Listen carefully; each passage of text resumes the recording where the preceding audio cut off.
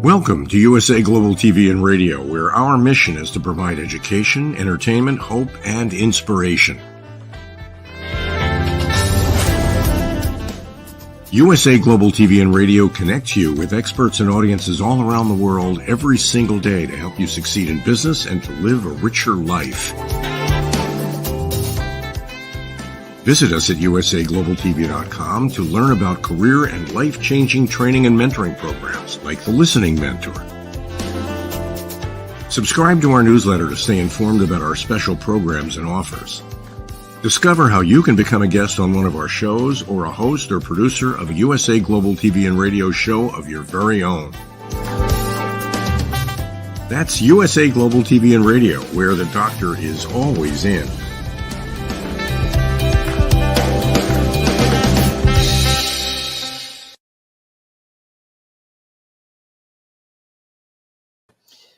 Good evening, good morning, and good afternoon, depending on where you're listening from. My name is JosefStetter. I'm your host, the Resume Whisperer and Corporate Culturalist.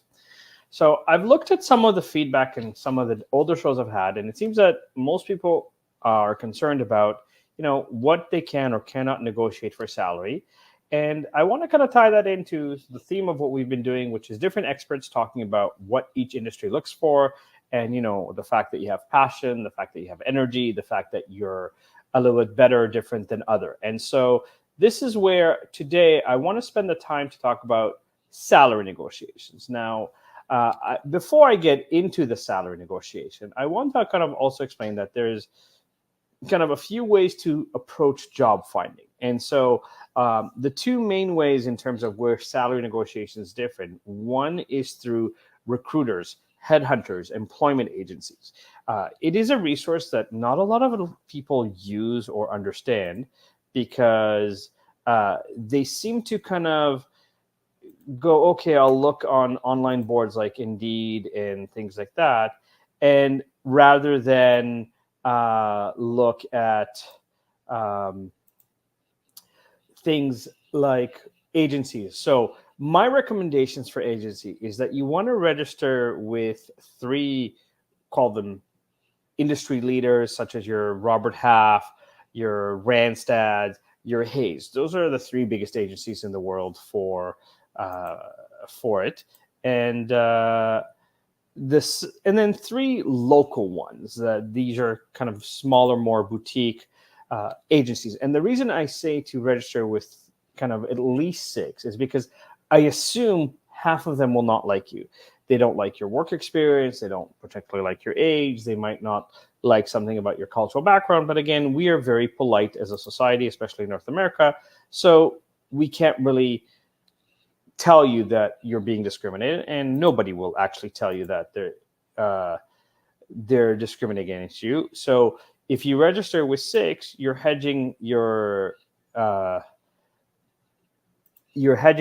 bet kind of thing, because you can control getting there. And if you have three agencies that work for you, they can present you to companies. They already have contacts in. So understand, if these agencies are presenting you to their clients, they have a relationship with them. So it is in the interest of the agency to negotiate the best package for you, because most agencies earn a commission from the company, not you, that, the higher the salary, the higher the commission, because usually it's a percentage of the first year's pay.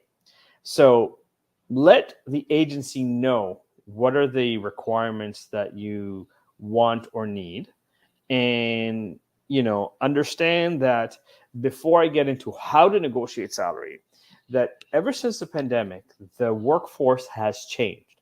So you can negotiate a lot more than salary. You can negotiate your salary, you can negotiate bonuses, you can negotiate working from home or hybrid model where you work sometimes from home and sometimes in the office. You can negotiate extra vacation pay. You can negotiate better benefits. You can negotiate daycare. You can negotiate pet care. You can negotiate car allowance. You can negotiate potential car. Again, understand that all of these things that you can negotiate also depend on the industry that you're working in. For example, in construction, if you're a project manager above, it is very common that you either get kind of a gas card with like a credit card that you can pay gas for, or a physical car and the gas card as well. So not every industry does that. So please keep in mind that you can't just wake up tomorrow and be like, walk over into your boss's office and go, I demand a car. It doesn't quite work like that. But understand that there's variances. And you also have to understand that prior to negotiating a salary, that the foundation of great salary negotiation is what you've done in the interview. So let me just see. I'm trying to, my slides are not sharing for some reason.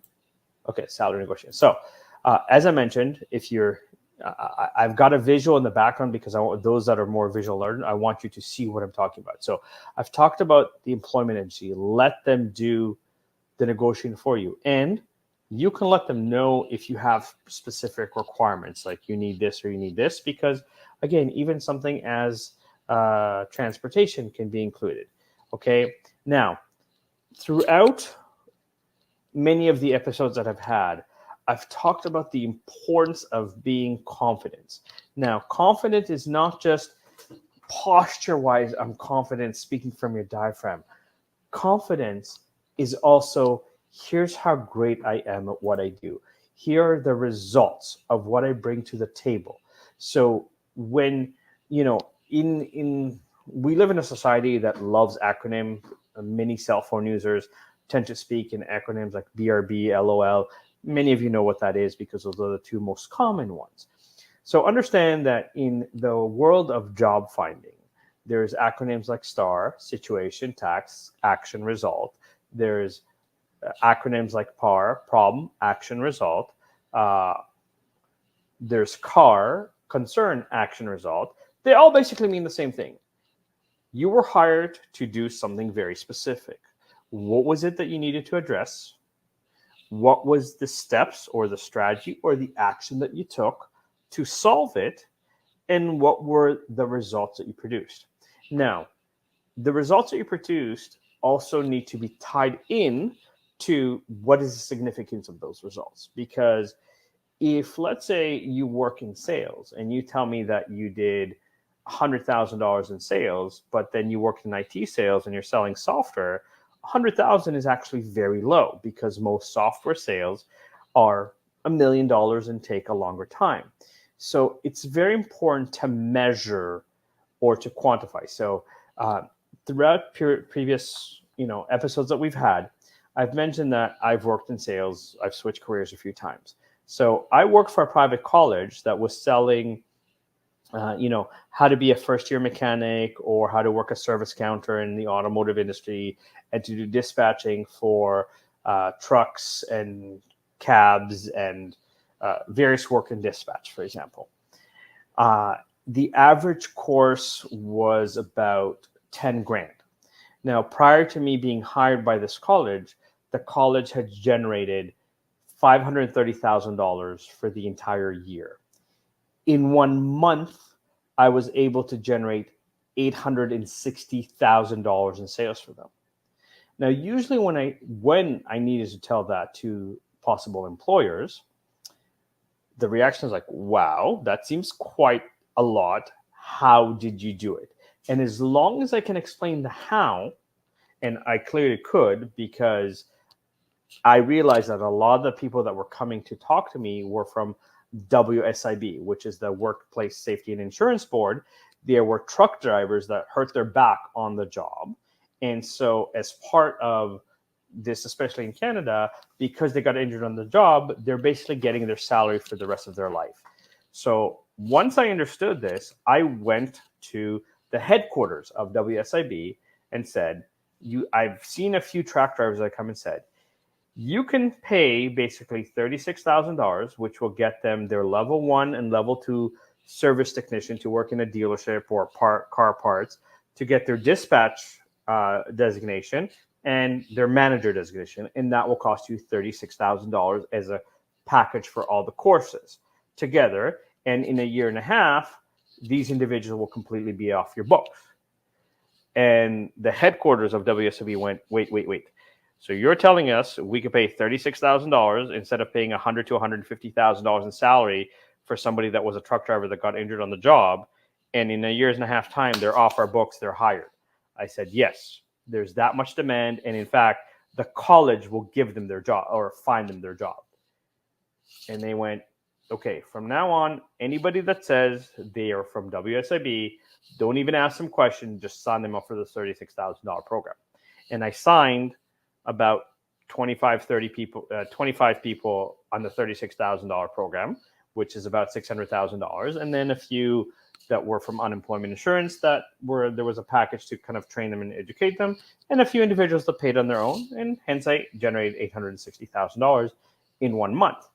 Now, the moment that I can show that I generate $860,000 in 1 month, when I get to the salary, I've already told them how good I am. At this point, they don't want to take the chance that they're losing me over 5-10 grand. So understand that salary negotiation requires a little bit of psychology. It's how you present the information. Now, you can go to websites like salary.com, payscale.com, glassdoor.com, indeed.com, salarylist.com. There's a whole bunch of them, and you can also find local ones depending on where you live across the world. There are specific websites that will tell you what the salary scale is. So know the range. Now understand that the salary question is kind of like one of the best and worst trick questions that you can have.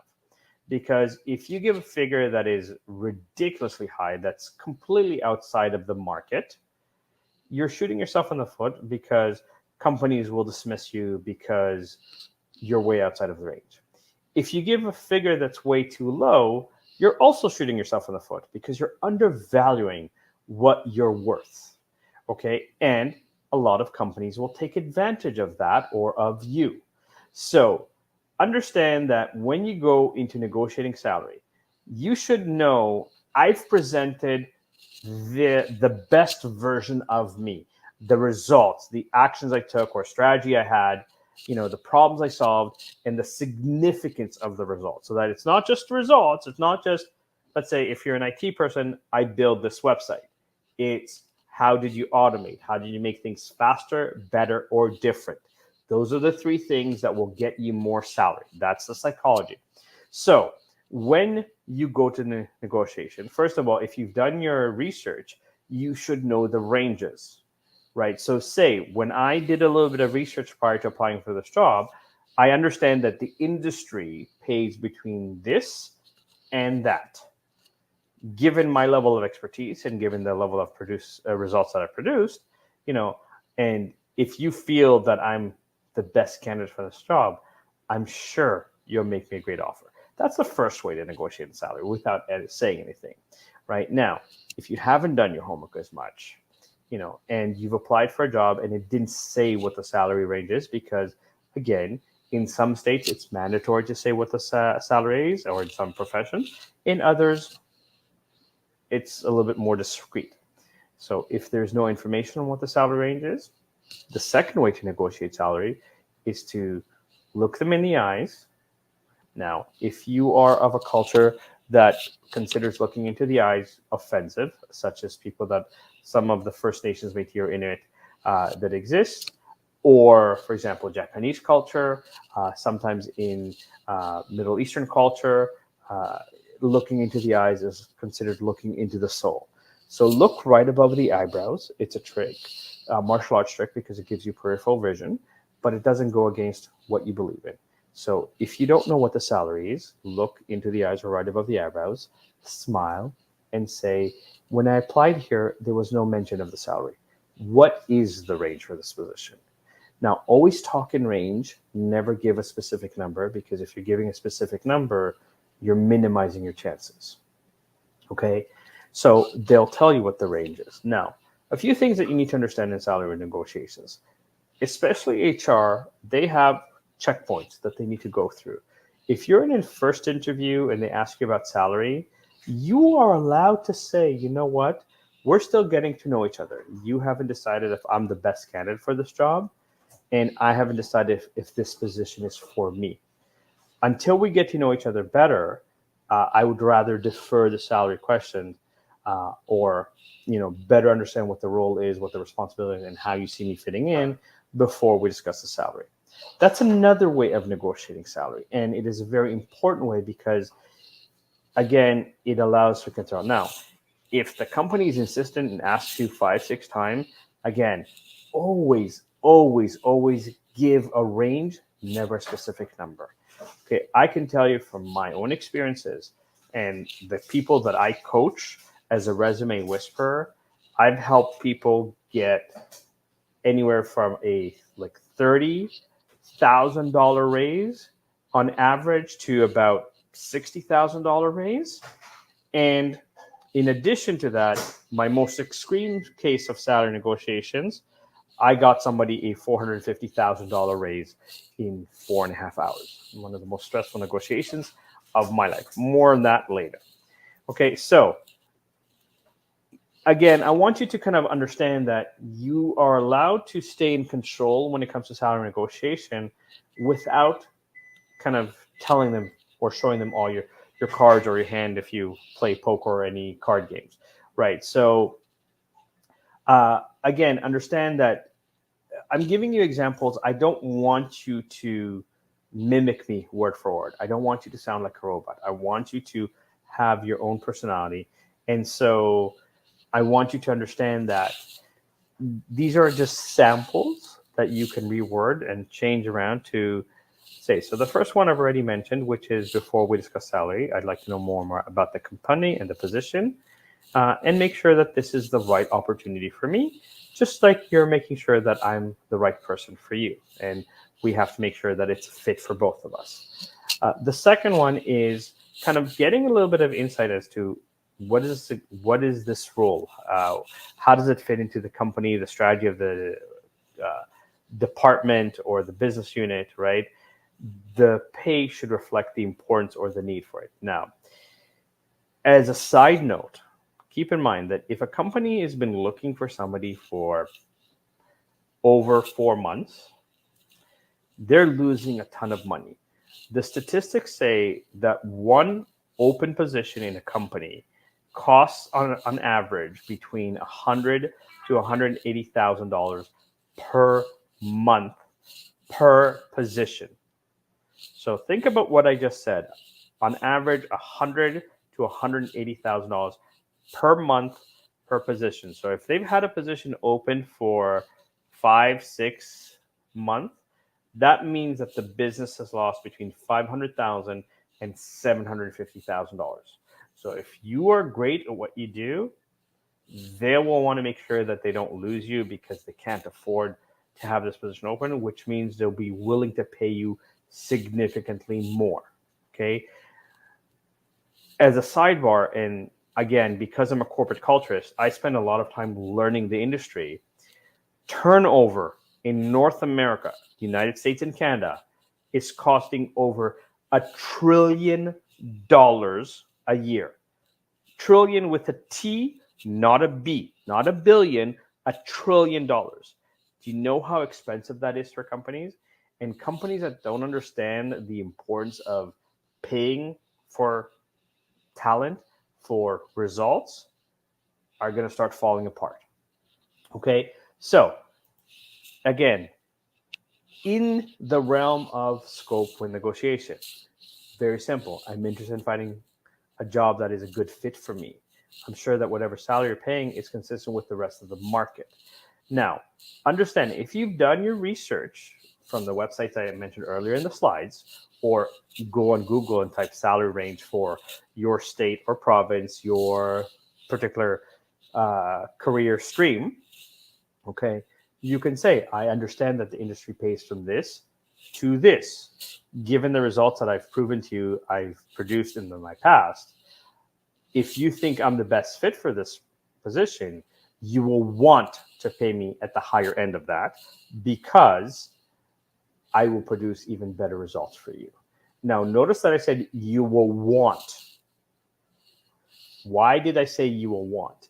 Because you're planting a seed that you're going to 10x in the minimum the salary that they pay you. You're going to produce such amazing results that it's going to solve their headaches. It's going to solve their problems. To understand that you have value. So you can present value in multiple ways. You can say, you know what, I have no problem with a lower salary, but a higher back-end incentive in terms of bonuses and performance incentives. Because once you hire me and you see how amazing my work is, you'll want to pay me more money so that I don't leave you. Right. And again, it's a model where this is confident. And if you've discussed results, so I gave you an example from my career of sales results, but another example of sales results that I've produced is I was asked to build 2 call centers from scratch.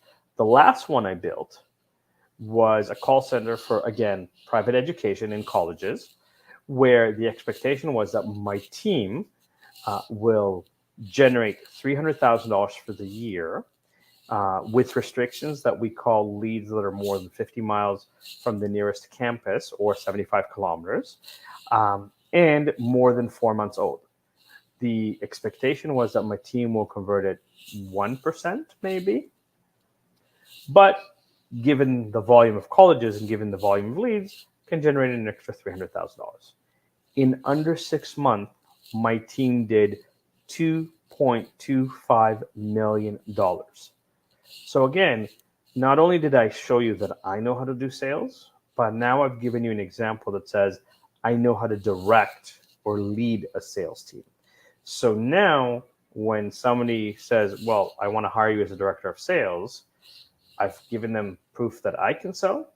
I've given them proof that I'm a director, because I manage a team of about 12 recruiters, and at $2.25 million in less than 6 months, that is about 7-8 times the expectations that were set for me, right? So I can use that as leverage and say, if you want that or better for your company, then you better, not you better because it's too demanding, but you will get great value in giving me an incentive to be excited about what I'm doing and to be excited about leading your sales team to produce much better results than you expect and to surpass all of your kind of expectations and key performance measures, right? So again, the confidence comes from the fact that you've presented details in a way that people understand. So going into the next few ones, right, I realize that you need to be sure my expectations are consistent with the salary range of this position. To ensure we're aligned, again, reinforcing what is the range. And you can also say why you're worth on the higher end of the range, or even to say outside of the range. And as long as you can justify what it is or how it is, you're good to go. You don't have a problem, right? So if this is a company you really want to work for, again, you could talk about the fact that give you the chance to prove yourself. Oops, I apologize. I pressed the wrong thing. To prove yourself and, again, be rewarded. So if they're willing to put in writing that your salary can be reviewed after 3 months, after your probation, for example, and then you can negotiate, right? I love doing this and kind of throwing people when I negotiate. I'm like, listen, you can't really compare what I did in my last job to what I'm trying to do here, because that's like comparing apples and oranges. They're not the same fruit, right? In my last job, I had these duties and responsibility.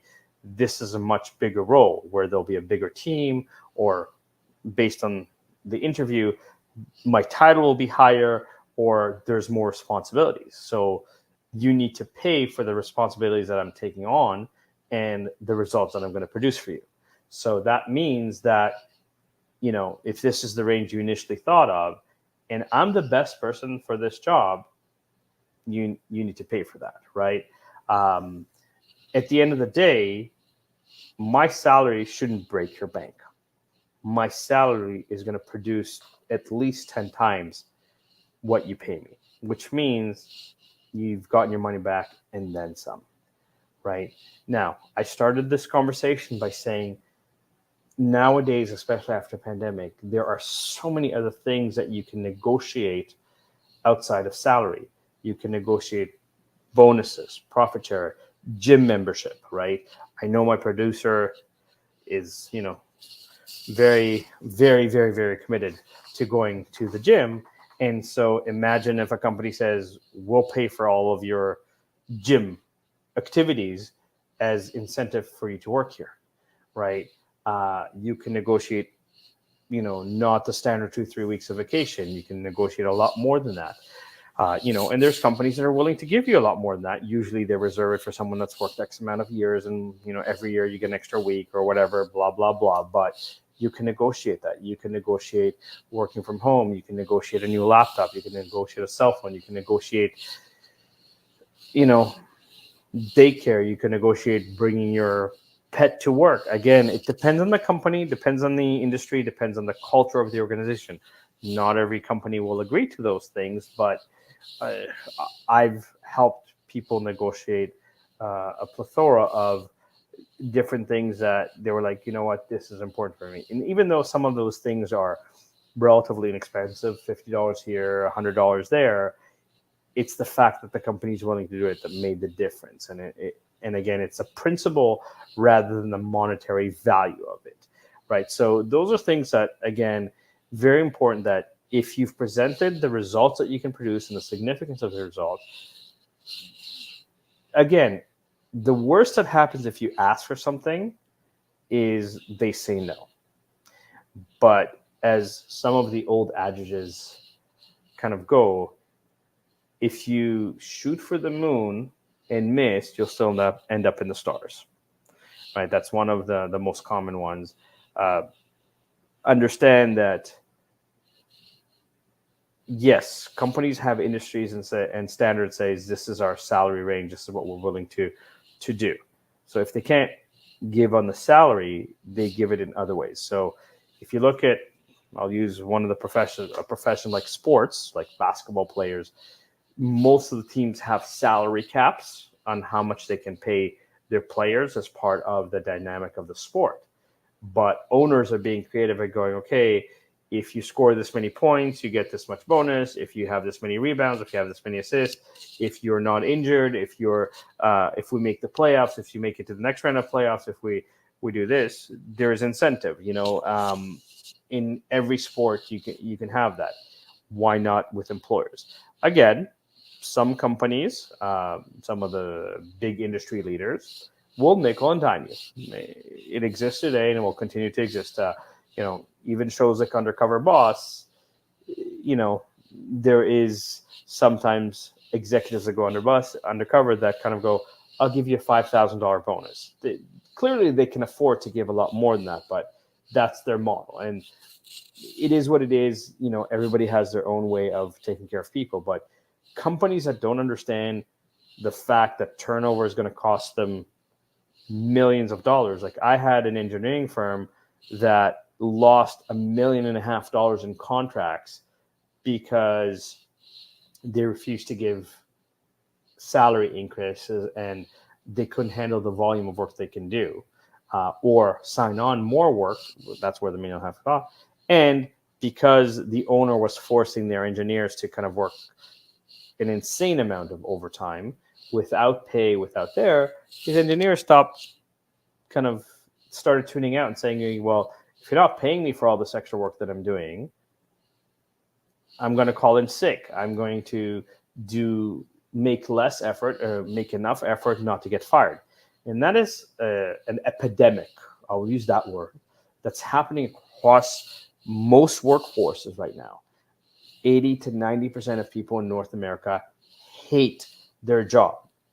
I use the word hate because it's not I dislike my boss. It's literally, if I didn't need this paycheck, I wouldn't be here. And that is a very dangerous and, forgive me for using this expression, cancerous mentality to have for your workforce.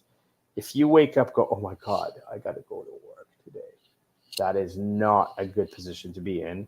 And companies that don't understand this, especially now that we live in the digital revolution, are going to start falling apart. Because, if you don't take care of your people, you will. So Costco, for example, in not only from research, but from observation and from kind of understanding, one of the best retailers to work for. There are cashiers, I said the word cashiers, at Costco that make $100,000 a year. Costco has calculated that to lose one good cashier costs them between $100,000 and $140,000 per month. Because, let's say, in Ontario, Canada, the worst Costco store does $1 million a day in sales. $1 million. Now, Costco measures their cashiers in three ways: how fast you are, how accurate you are, and your ability to do quick chit chat but keep the line going. If you score well in those three categories, Costco within 6 months will give you a $5 raise, kind of thing. And Costco has a mindset that they want their employees to be happy and take care of their employees, that most of their full-time employees have benefits, and most of the back office for Costco, around 70% of it, actually started being cashiers, pushing carts. So when Costco promotes you, they give you about 2 months, maybe 3 months, depending on the seniority of the position, to train your replacement. So that you're not just doing surface training, you're showing them some of the more complex situations that you need to deal with, right?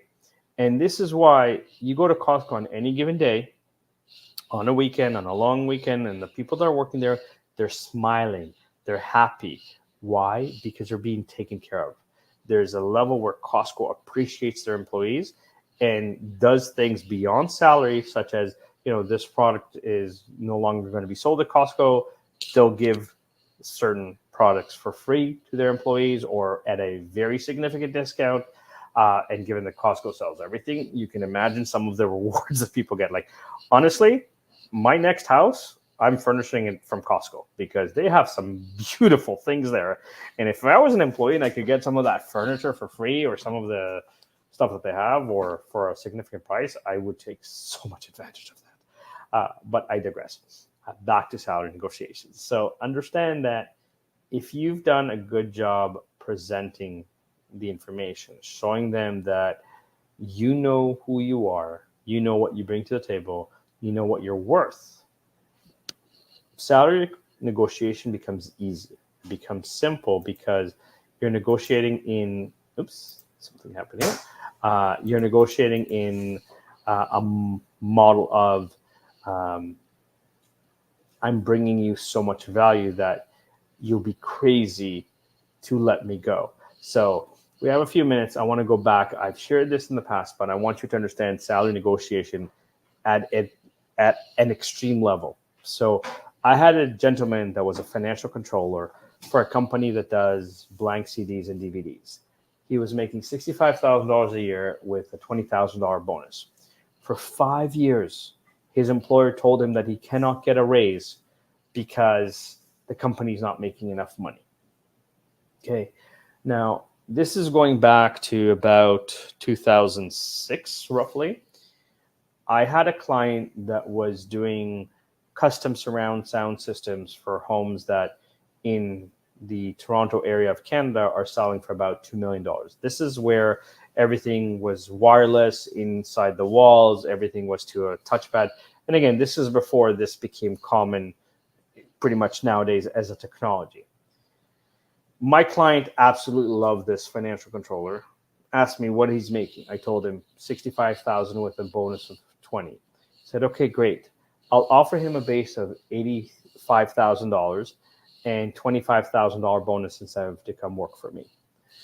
Called the candidate, told him the good news. Candidate submitted his resignation letter. Within about a half hour of submitting his resignation letter, his boss, the VP of finance, came into his office and said, you can't leave. You're too important for this company. What did this other job offer you? He told them. He goes, okay, wait here. In a half hour, he came back and said, okay, we'll give you a base of $120,000, $30,000 bonus to stay here. Again, 5 years, refused to give him a raise.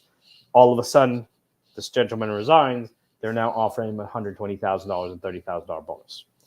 Candidate called me, says, like, I've been working here for 10 years. I know everybody. I know the systems. I know kind of, I have a level of comfort.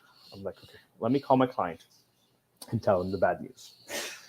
The client was like, listen, there's something really special about this guy. I absolutely loved him. What'd they offer him? I told him $120,000 and $30,000 bonus. He goes, fine. I'll give him a base of $160,000, $40,000 bonus to come work for me. Called the candidate, told him the news. Candidate resigned again. Within about 45 minutes, the entire leadership team of that organization came into his office and said, you're the only one that knows what's going on here with the numbers. You're way too important for this company. What'd they offer you? He told them 160 and 40. Like, okay, wait here. They went, they discussed, they came back within 45 minutes to an hour. Looked at him and said, we'll give you a base of $200,000 and 2% ownership in the company. You'll make about $250,000.